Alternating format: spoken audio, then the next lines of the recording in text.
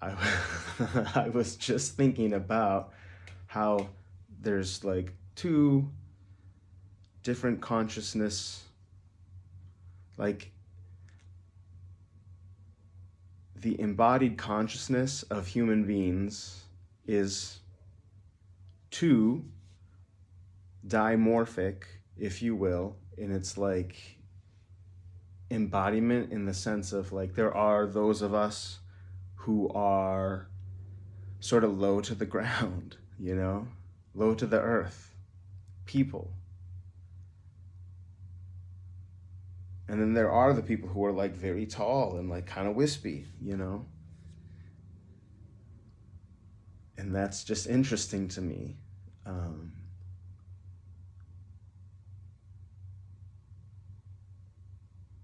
Because it's like the call of space, you know, for like tall people. That makes sense to me. It's as if they are more drawn by something further out in the cosmos. And then, like, the earthen people, we are like, yeah, just very connected to the,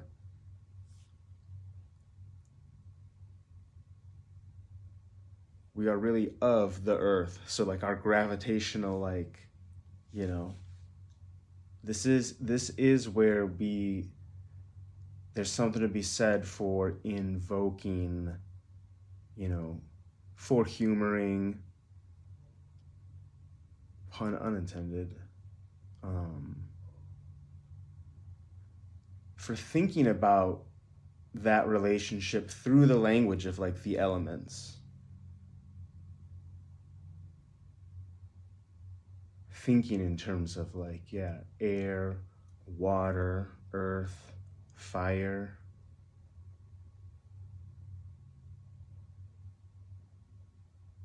Thinking in terms of the relationship between the many elements that we encounter in our world. And we, you know, we are made of it too. So we get exposed to our particular, you know, those of us who are, yeah, more of a kapha nature, more literally material. It's like, it's easy to be very earthbound under those conditions.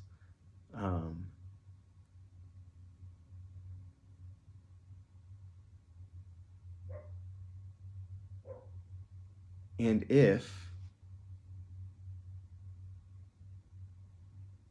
if, yeah, you are of like an air constitution, it would make sense. Certainly that you're up in like the atmosphere. Maybe you're not necessarily,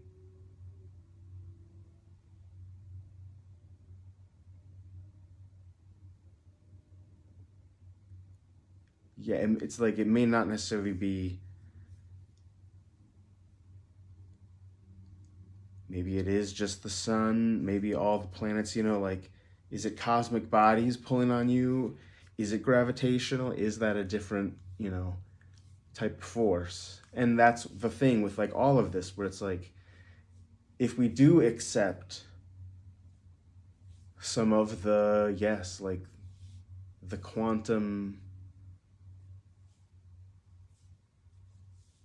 the apparent, according to the people who might know, nature of things is that there is the set of mechanics that is like a little,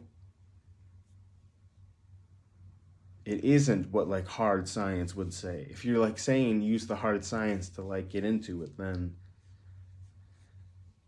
you know, it's that classic thing where, are you being skeptical or are you being cynical? And if you are being skeptical, that's absolutely fair and appropriate. But if you're really just kind of being cynical about it, then that's where like the faith argument, then like you're inviting that argument, then, you know, like if you're going to play the game of prove something to me in a language or like the extremity of like insisting on empirical evidence that like satisfies you specifically. It's like, have you tried to understand this though? If you haven't tried to understand it, then it's not fair to say that you are so sure there's no connection. Have you really attempted, you know? There's something to be said for that, I feel like. I wonder if oh my gosh.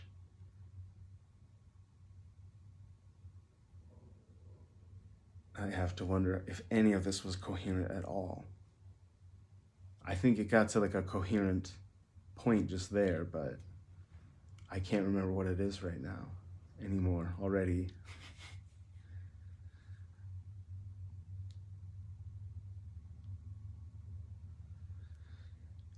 Well, maybe that's that.